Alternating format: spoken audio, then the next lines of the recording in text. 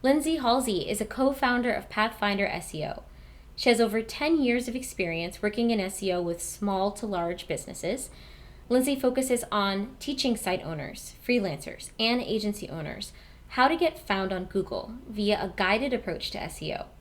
Today, she's talking to us about growing MRR with SEO by growing your own website's traffic in order to generate more leads. So let's get started. Hi, I'm Lindsay Halsey with Pathfinder SEO. Today I want to share with you how you can grow your MRR with SEO. There are two primary ways. The first that we're going to focus on is doing SEO for your own website so that you grow your own website's traffic. And the second is to think about SEO for your customers to solve this issue of getting found on Google for your customers, which allows you to have a new service that's geared around monthly recurring revenue. Let's start with the basic definition. Search engine optimization is the art and science of getting your website found on Google, Yahoo, and Bing. The goal is to grow your traffic and increase your sales. When we think about growing your own website's traffic, we think about this model of what the types of websites that really resonate with the search engines. Those websites have three things going for them. The first is they share their expertise online, and they share their expertise typically via content. The second is they have strong authority. Other people are pointing to their content and saying, this content is for real. You can think of authority more in terms of backlinks. These are links pointing from other people's websites to your website that help you build authority in the eyes of the search engines. They're almost like votes of endorsement when you pick up a link into one of your blog posts or into your website. And then lastly, these websites that really excel in the search engines have really strong trust. Trust comes from having great design and usability, having a good contact page that people can find, and then of course, trust comes from third-party reviews. Other people leaving reviews on portals like Google Maps saying that you're really good at whatever your specialty might be. What I want to focus on today is building your SEO, building your traffic from the search engines via content. Your content is ultimately your expertise. And the phrase content is king continues to prevail in SEO. There are various content types that we're all familiar with. Things like pages, posts, we can have videos, things like courses, the list goes on. What we really need to focus on when it comes to content is a content strategy. We need a battle plan, so we're not just creating content and then hoping people find it on Google. When I think about content strategy, let's put ourselves in the shoes of a WordPress development or design agency. When I think about content, the first place I go is I turn to Google and I use Google Search Suggest to start to think of the words and phrases that my audience is going to use to search for my website and my service specialties. I go to Google Search Suggest and I start typing in a phrase related to that service. In this example, I'll start typing in something like WordPress website for.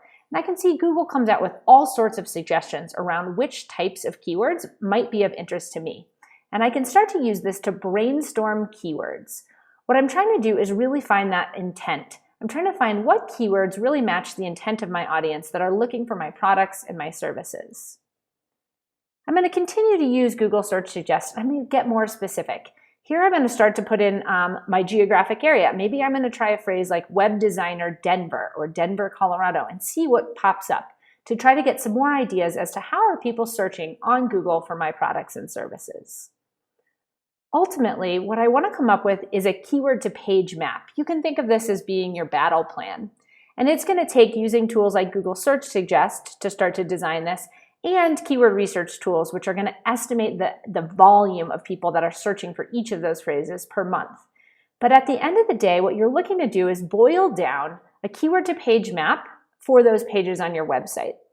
If we continue in this vein of an example of a WordPress freelancer or agency business that designs and builds websites for others, I might be picking keywords that are related to my brand, like the name of my business, and then a broad keyword like WordPress agency in, and then the geographic area as being the keywords that I'm really trying to get my homepage to rank for on Google. I'm then going to take each of my services pages. Maybe I have a page about design, a page about development, and a page about the maintenance services that I offer. Here I'm going to start to match these again to the very specific WordPress web design, and then I'm going to add in my geographic area. The reason is because there's a lot of WordPress website designers out there. I probably can't rank or can't get my pages to show if I don't put in that geographic qualifier of my geographic area associated with my services. And that's one of the ways that I find businesses or businesses to work with, is people that are actually looking for this service in a specific area.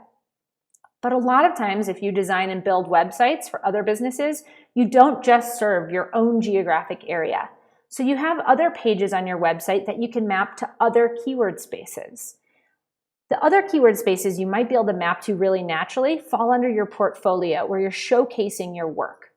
In this case, maybe you specialize in 3 different verticals: real estate, vacation rentals, and travel. Within each one of these spaces, you've done some keyword research using that brainstorming tool out of Google Search Suggest and a keyword research tool to try to boil down how people slice needing a website for a particular vertical. And you might have come up with keywords like WordPress websites for real estate to match to that portfolio page, another WordPress websites for vacation rentals, and then maybe the phrase WordPress travel websites for your travel portfolio.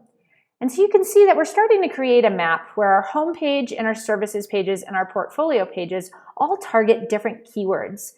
And they can target more than one keyword to a page. We call that like a cluster of keywords. So you can be targeting the phrase WordPress web design and WordPress web designer all on one page. You don't necessarily have to have 2 different pages for that.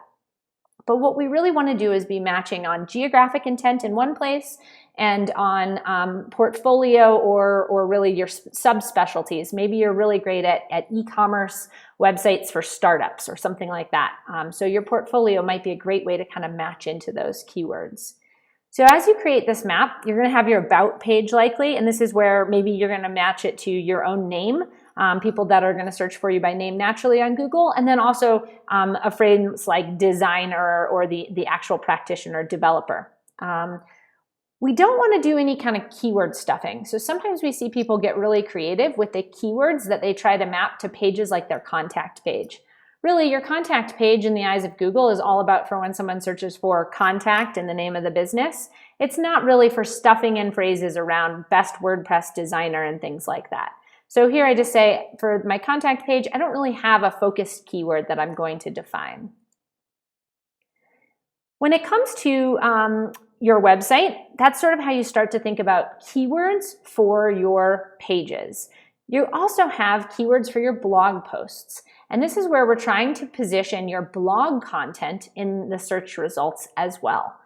And in this case, we're going to have less specific intent. So instead of specifically looking for the service that I'm trying to hire, like a WordPress designer to build a website for my restaurant, in this case, I'm starting to look on kind of topical areas that are more on the periphery of that topic, but are in audience. So we're trying to reach that same audience, but not while they're searching for such literal keywords, while they're searching for other keywords. And then we're going to bring them around and sell them on our services. When it comes to blog posts and SEO, it's really quite simple.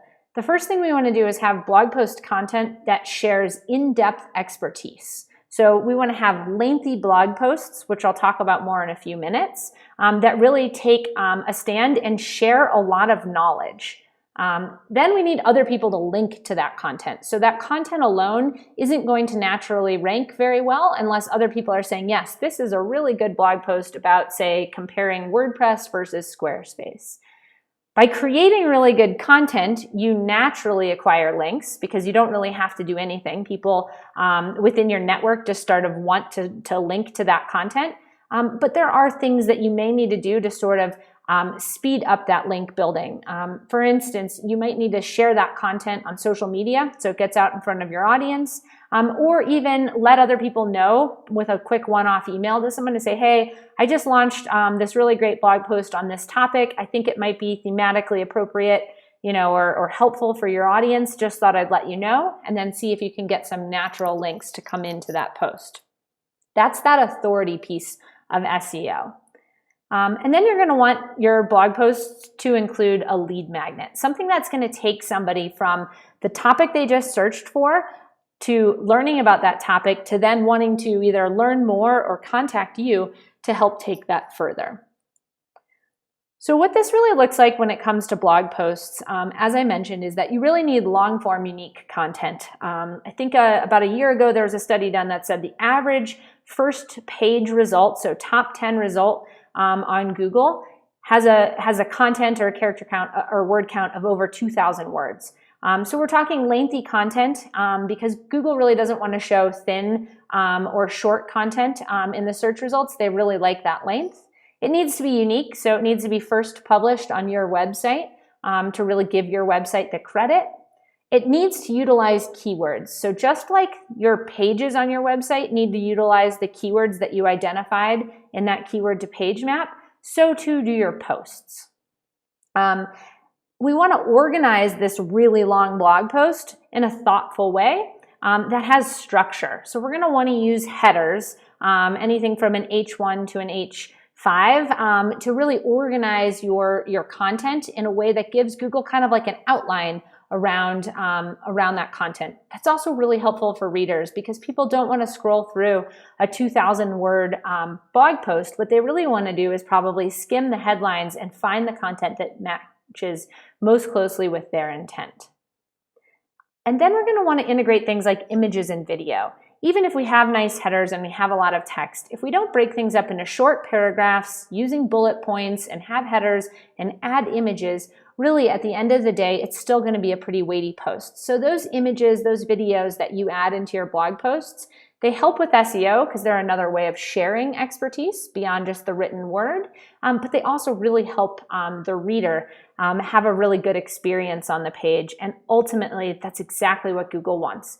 Google is in your court. They want to show your content if your content is engaging, unique, lengthy, having great content, having great structure. And then last, but definitely not least, like in this example, is we want to embed calls to action that are going to help take people to the next place. So when we share our expertise, we're not just doing it 100% altruistically. We're trying to drive and grow our own business. And so we can share a ton of expertise and share it for free in blog posts, but we want to create little opportunities for people to give us an email address to sign up for our email newsletter, give us an email address to get a free course, give us an email address to maybe download a checklist, all of these different things that can help just kind of bait people in a bit and help to grow your network and your audience. So when it comes to thinking about blog post topics, it's a good place to start is right where we were before. We go to Google. And we are going to start to brainstorm. And so earlier we were talking about kind of this idea of having WordPress websites for real estates is going to be sort of that one keyword space that maps to a portfolio page on our website.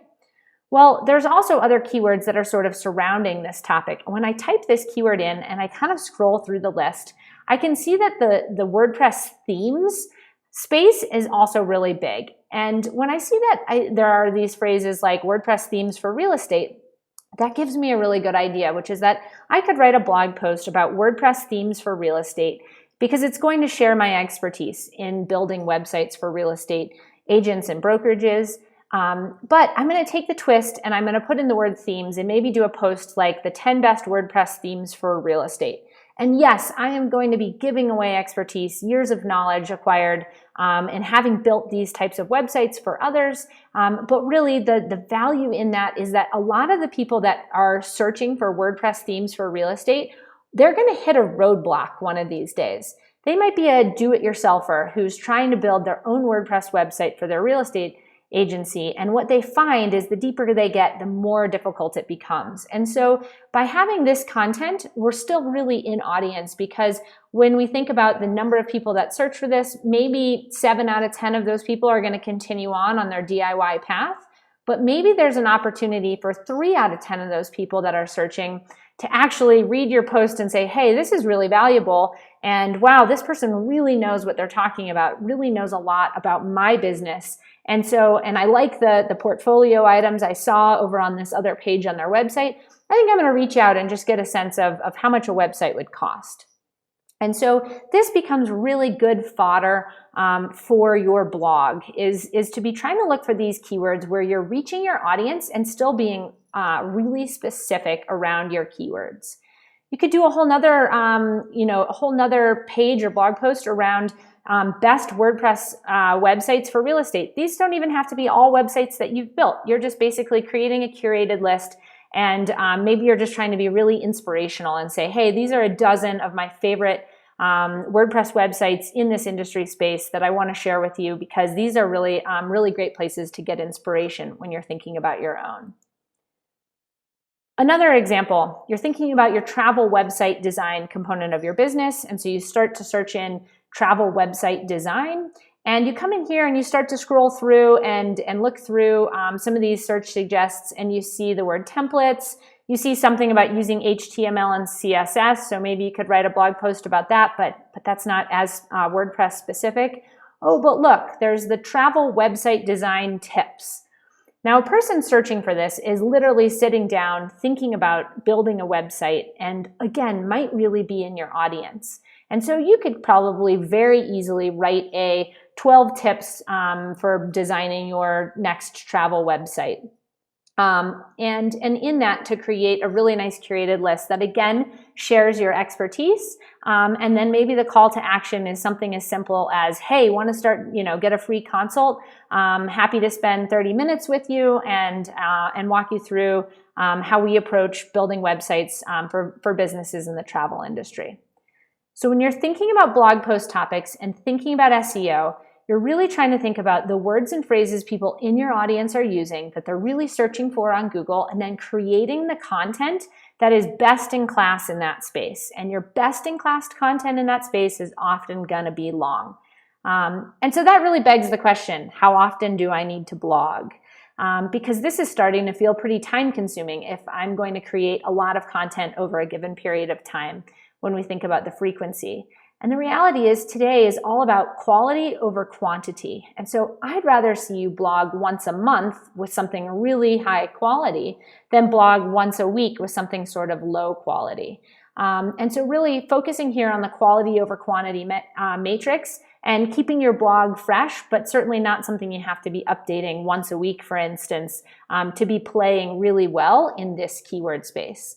Obviously, if you're a news organization or something like that, you're going to need to be creating much more content. But if we're staying in this framework of a WordPress designer and developer, a WordPress agency, then that once a month cadence is oftentimes going to be really suitable for your keyword space. If you want to go beyond getting ideas from Google, you can go to other tools like alsoasked.com or Answer the Public. And this is where you can put in a little topical concept. And here I just put in the phrase WordPress website. I can put my region and my language in there. And then it's going to deliver to me sort of a matrix of what are the questions people are asking for within this landscape. With voice search on the rise and with the way we like to collect information online, asking questions is a big part of how people search on Google. And so here, if I put in WordPress website, what I'm going to see is things like, is a WordPress website free?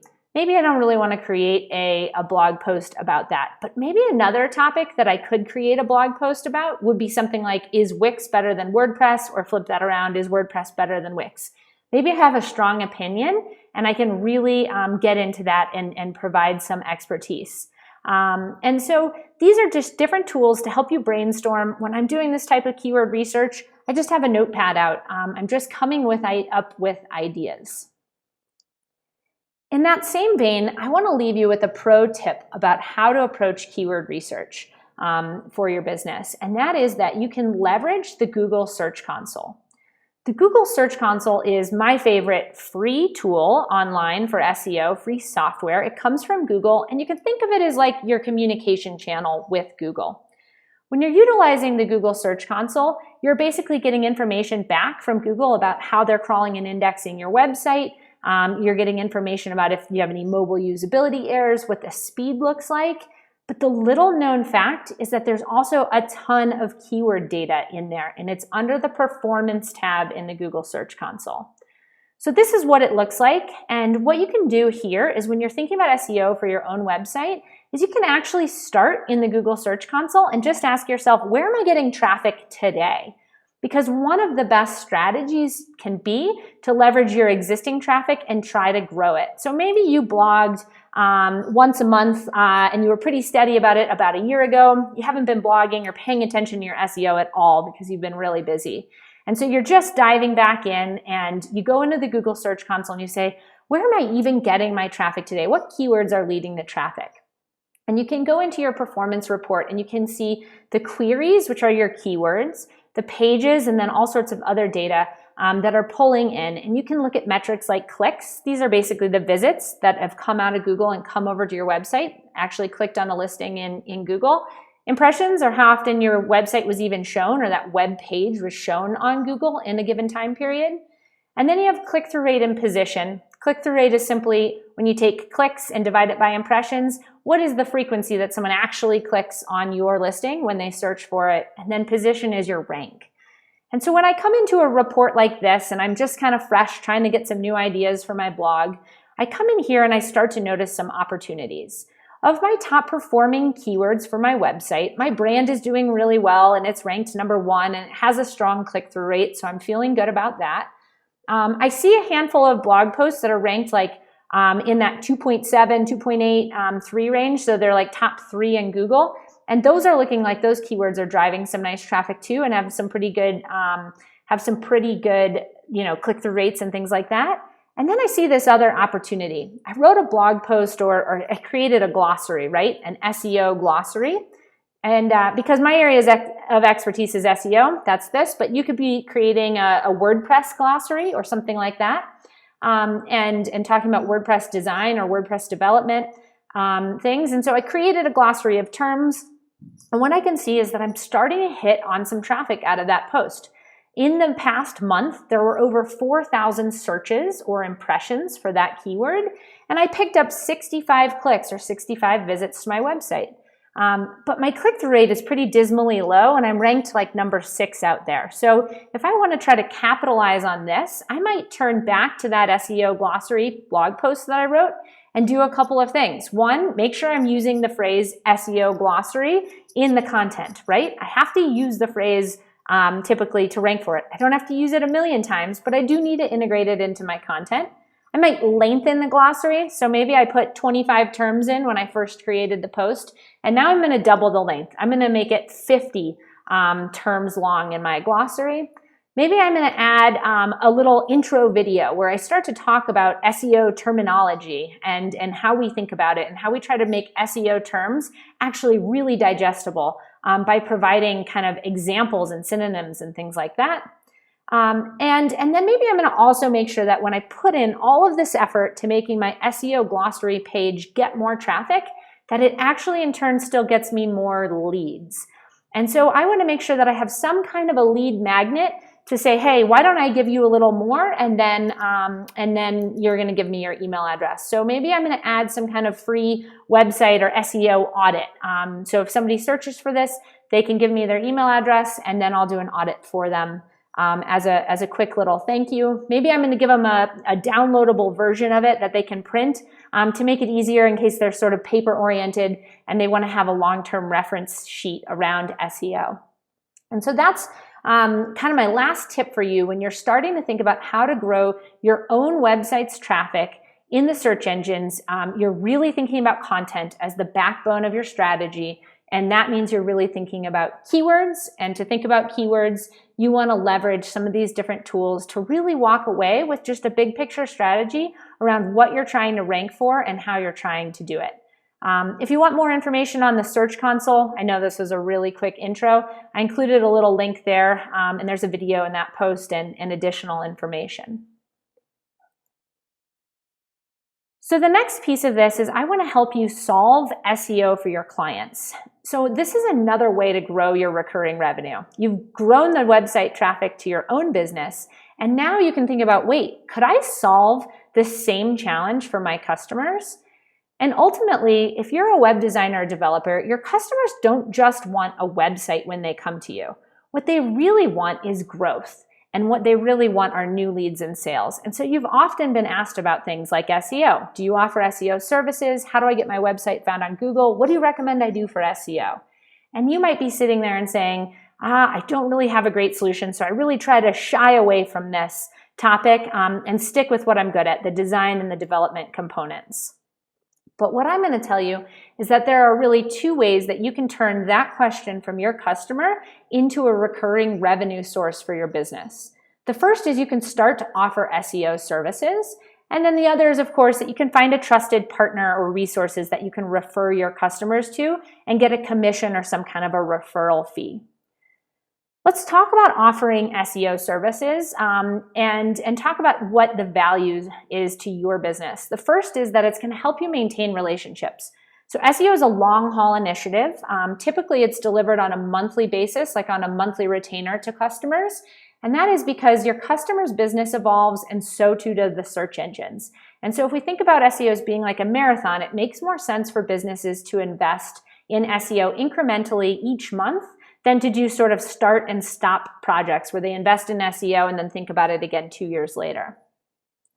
The other is it's going to help you win new business. If you can solve SEO and speak to SEO in the sales process, you're going to give people a good deep breath where they're going to say, this is wonderful. If I go with this agency to build my website, they're going to solve 2 of my challenges and I'm not going to have to be the quarterback between a designer and a developer and my SEO agency.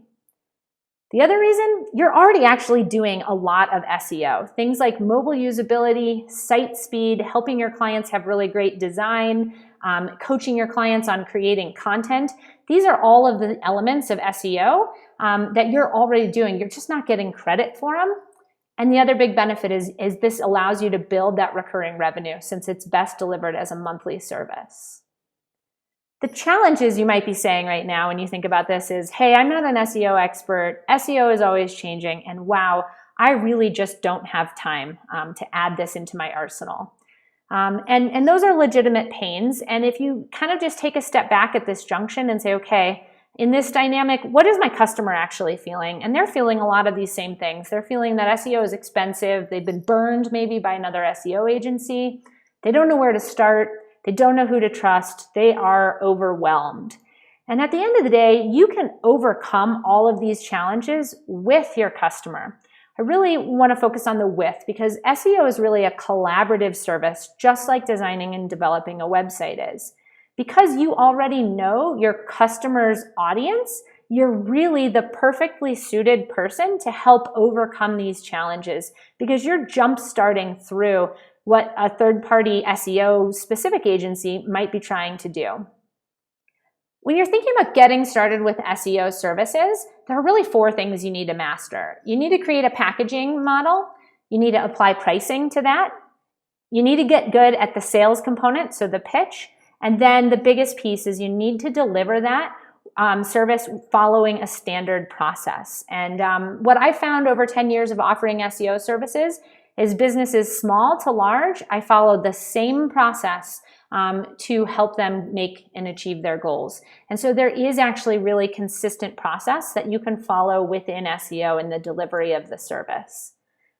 If you'd like to take this further and learn more about how to start offering SEO services, we have a free course for you here. It takes an hour, so it's pretty quick and easy. It comes with some nice worksheets, and it'll help you to answer that question of, hey, should I really be thinking about adding SEO services to, say, my other recurring services like ongoing WordPress maintenance? And should I do that by offering SEO services, and what does that mean? So there's a resource for you there. Of course, you may come back and say, hey, you know what? I think I am just going to stay specific to this area of expertise around web design and development. And that's going to mean you still probably want to help solve your customer's challenge with SEO because you don't want them going and looking around elsewhere around the other corner because they might find another agency that that's essentially a competitor of yours that is offering that service, but then also does design and development. So you might be looking to create partnerships with SEO-specific freelancers and agencies, people like, My Business Webshine, that where all we do is we offer SEO services. So we don't do web design and development. And there are a lot of shops out there that you can create partnerships with where you're getting a kickback for the referral fee. Or you can help your customers take a more software-based approach, a guided SEO approach with a tool like Pathfinder SEO. And join an affiliate program and try to kind of take that as your model of solving your customer's problem while still building some recurring revenue for your business. So thank you so much. I'm Lindsay Halsey. I'm really excited to answer your questions. And if I don't get a chance to answer them for you here live, here are some ways you can reach out and just shoot me an email and I'd be happy to help. Thanks. Wow, what a fantastic, strong end to the summit. That was amazing. If you have not already, don't forget, leave your question in the chat so that Lindsay and I can answer them. We're going to have about 5 minutes to answer your questions, so make sure you get those in. Lindsay, thank you so much for being here. I loved that presentation. We had some great engagement in the chat. Are you ready to go ahead and get some questions answered? I am. Thanks so much. Awesome. Let's go. Alrighty, so the first question is from Greg. What is your favorite or top 3 SEO audit and maintenance tools or sites? So there's a lot in there, maybe I'll repeat it. What are your favorite or top 3 SEO audit and maintenance tools or websites? Great question.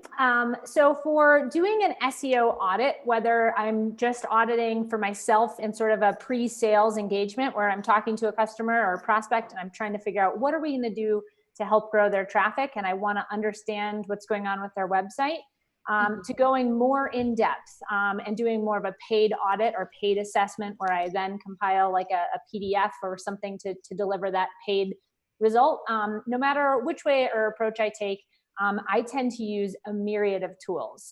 So if I don't have any access to this client or prospect's website, meaning like I don't have Google Search Console access, I'm going to need to pull up a handful of different tools to get a good sense of how they're doing within a technical SEO framework. So I can look at things like Google's mobile usability tool, Google's page speed insights, to do some quick spying on how they're doing in those important areas, mobile usability and page speed.